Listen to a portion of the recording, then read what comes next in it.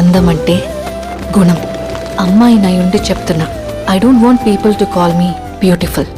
దాని బదులు నీది కష్టపడే తత్వం, నీలో కరుణ ఉంది, నీకు ధైర్యం ఎక్కువ, నువ్వు తెలివైన దానివంటే నాకు సంతోషం.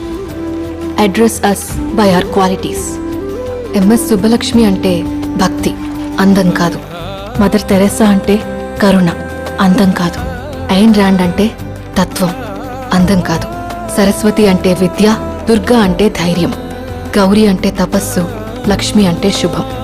ఇలా ఏ దేవతనైనా ఆమె క్వాలిటీస్ కోసమే పూజిస్తారు, ఆమె అందం కోసం కాదు. నీ గుణాలే నీ సంతకమవుతాయి, నీ అందం కాదు. అందుకే ప్రపంచము మగాళ్ళలో కాదు, ఆడదే ఆడదాన్ని అందాన్ని దాటి చూసుకోగలగాలి. అలా అందాన్ని దాటి చూస్తే ఆడదానిలో ఒక సముద్రమే కనపడుతుంది. గుణాలతో నిండిన ఒక దేవతే దర్శనం.